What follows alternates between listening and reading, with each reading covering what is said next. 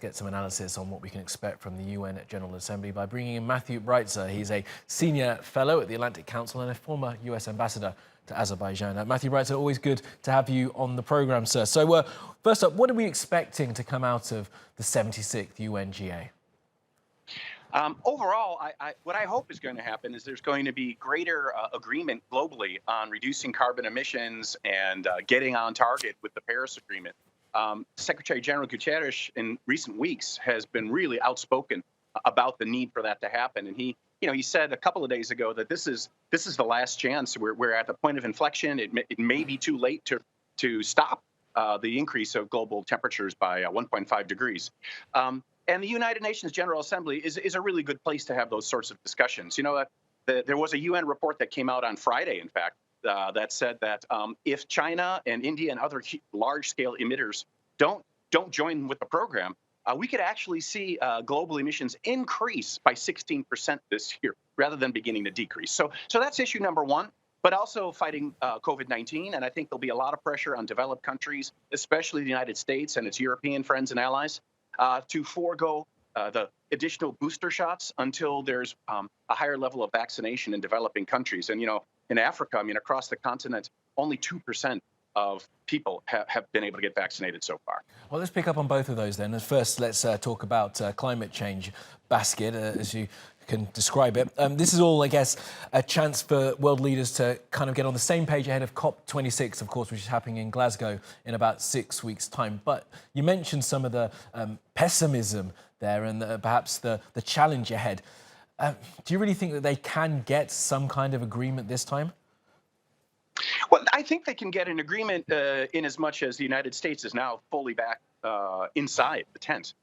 The question is, how substantive will that agreement be? There have been previous agreements where, in fact, developing countries offered to provide $1 billion a year to developing countries to make the investments they need to deal with the consequences of climate change and the fight against it. And the developed countries have not met that goal. The last figure I saw was around $76 billion. So even when there's an agreement, the question is implementation. And really fundamentally, are people in developed countries going to be less, to use a fancy word, parochial, or less selfish, and be willing to pay more for their energy and for their goods, because we all have to contribute to fighting climate change and global warming. Right now there's a crisis in the United Kingdom, where, as you just said, the COP25 discussions are going to be in Glasgow. Natural gas prices have reached record highs. There are a number of reasons why we could go into. But I think that the British consumers are getting quite angry about how expensive their electricity prices are. So I think we all need better to understand that there are consequences for each of our individual decisions on what we buy and how we buy it. And we're all going to have to pay more money for the services and goods we consume if we're going to make a dent in climate change, regardless of agreement. You're exactly right. Asking human beings to be less selfish is a tough ask. And speaking of unselfishness, the equitable distribution of vaccines. That's obviously, as you mentioned, going to be discussed at the UNGA. Some talk about booster shots. The US say they might do them. The UK saying they're not going to do them yet. The UN, of course, has already programs in place to make sure that vaccines are sent around the world, Gavi and COVAX, but they don't seem to be working as well as they should. Do you think we need to sort of temper our expectations on this and give this another few years to get supply up before we see vaccines spread around the world equitably? I think you're exactly right. As you were just suggesting, human nature is what it is, and to convince the globe to be less selfish, that's a really difficult thing to ask as well. Self-preservation is one of the most fundamental human instincts. But what's different about COVID-19 is that we're fooling ourselves if we think that by simply vaccinating everybody inside one country's borders, we're going to be better off. Because as we see from the so-called Delta variant, that came to rise in India.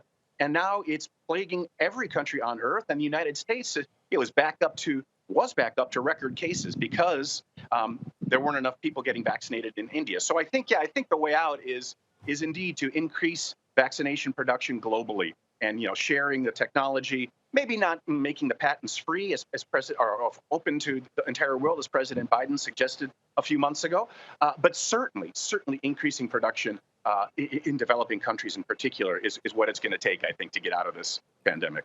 Yes, absolutely right. Okay, Matthew Bryza, for US Ambassador to Azerbaijan, appreciate your time, sir. Thank you so much for being with us.